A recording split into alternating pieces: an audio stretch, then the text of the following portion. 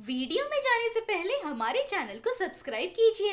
नीचे दिए गए बेल आइकन को भी दबाइए। अगर ये वीडियो आपको पसंद आया तो लाइक, कमेंट और शेयर कीजिएगा। अगर ऐसी ही दिलचस्प कहानी आपको देखनी है तो हमें एनकरेज कीजिए। इस वीडियो को आखिर तक देखिए। चिड़िया का लाया हुआ होली का त्योहार। गांव के दूर एक जंगल में सारा और चाहू ऐसे चिड़िया रहते थे। उनके बेटे का नाम टोनी। टोनी की शादी करनी है, इसलिए माँ सारा अपने पति चाहू चिड़िया से ऐसे कहती है। ए जी, हमारे बेटे टोनी के लिए एक अच्छी चिड़िया देकर शादी करवाते हैं। मुझे मेरे पोता पोती के साथ खेलने का मन है। ऐसे कहती है। उस पर पति चिड़िया ऐसे कहता है। सही कहा सारा, मुझे भी ऐसा ही लग रहा है। एक काम करते हैं, मेरे दोस्त मोकी चिड़िया को एक अच्छा रिश्ता पता है कहा था, वो देखते हैं। ऐसे कहता है। बोलने के अनुसार मोकी चिड़िया से बात करके अपने बेटे टोनी के लिए एक प्यारी सी चिड़िया ढूंढते हैं। उसका नाम निम्मी। टोनी और निम्मी दोनों की शादी करवाने के बाद निम्मी अपने ससुराल में पैर रखती है। अपने ससुराल के जंगल में देखने पर कुछ लोगों के पास आँख नहीं थी। चेहरे पर कुछ न कुछ कमी रहकर तबीयत खराब होकर तरह तरह के रोग से तप रहे लोग नजर आते हैं। निम्मी चिड़िया को, सासू माँ, क्या है आपके जंगल में सभी लोग ऐसे हैं? कोई भी स्वस्थ नहीं? ऐसे पूछने पर सासू माँ ऐसे जवाब देती है। अरे क्या बताओ बेटा, बहुत बड़ी कहानी है। हमारे जंगल पर श्राप है। ऐसे कहती है। ऐसा क्यों कहा उन्होंने ये जानने के लिए? क्या हुआ क्या था सासू माँ? ऐसे बहुत परेशान होकर पूछती है। तब सारा ऐसे कहती है। अभी वो सब क्यों? टोनी के बाहर जाने का समय हो गया है, उसे देख लो। ऐसे उस बात को टालने पर निम्मी की उस बात को जानने की जिज्ञासा और बढ़ जाती है। क्या है ये सभी लोग क्यों ऐसे हैं? पूछा तो सासू माँ नहीं बता रही। इतना क्या सीक्रेट है? कैसे भी करके जानना होगा। ऐसे उस जिज्ञासा से किसी और से पूछने के बारे में सोचती है। अगले दिन निम्मी नींद से उठकर अपनी सासू माँ से ऐसे कहती है। सासू माँ, अब तक आप ऐसी ही हैं। होली का त्योहार आ रहा है ना, हमें शॉपिंग पर जाना है, जल्दी से सारा काम कीजिए ना। ऐसे कहती है। उस पर सासू माँ जवाब देते हुए। होली की बात मत निकाल, वो नाम सुनते ही यहाँ सभी लोग डरते हैं। ऐसे कहती है। होली के पीछे की क्या कहानी है ये जानने के लिए निम्मी की जिज्ञासा और बढ़ जाती है। क्या इस गांव में सारी चीजों के लिए लोग डरते रहते हैं? क्या हुआ क्या था यहाँ? ऐसे बोलकर वहाँ से जा रही एक कव्वे दादी को रोकती है। दादी कौवा, दादी कौवा, एक बार यहाँ पर आओ ना। ऐसे बुलाती है। कौवा आती है। निम्मी ऐसे पूछती है। कुछ नहीं कौवा दादी, आपके जंगल में सभी लोग क्यों ऐसे बीमार, कमियों के साथ हैं? आप सभी को होली का त्योहार क्यों नहीं पसंद? ऐसे उसे परेशान कर रहे दोनों प्रश्नों को पूछ लेती है। तब वो दादी ऐसे जवाब देती है। अरे कुछ नहीं बेटा, एक पुरानी कहानी है।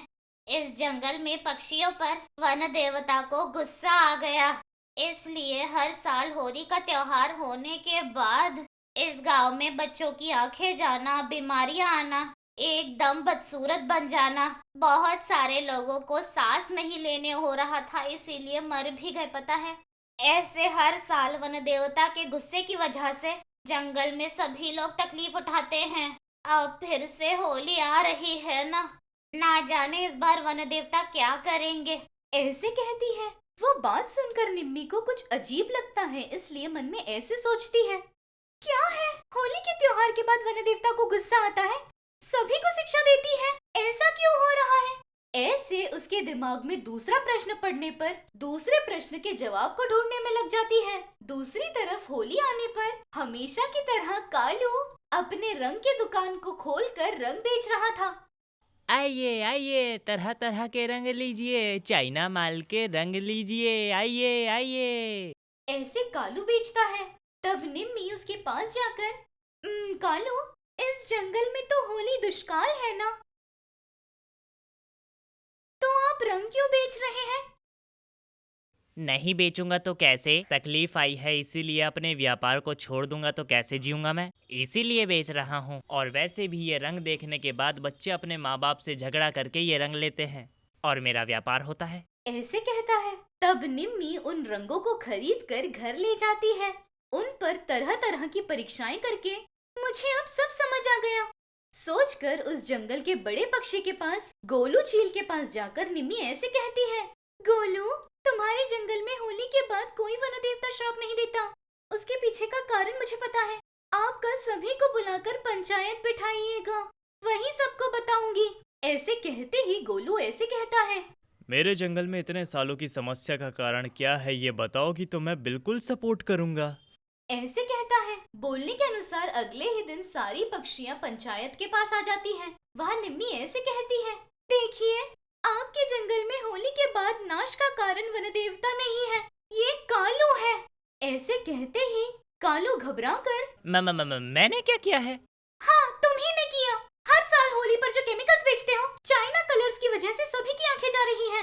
रंग में केमिकल्स की वजह से उनकी चमड़ी काली पड़ के वे बदसूरत बन रहे हैं। कम दाम में टाउन से खरीद कर रंग को यहाँ ज्यादा दाम में बेचकर जंगल के पक्षियों की सेहत के साथ खेल रहे हो। ऐसे कहती है। सब कुछ एकदम विस्तार से सोचकर गोलू इस बात पर गौर करके, हाँ सच है, इस कालू के रंग की वजह से ही ये सब कुछ हो रहा है।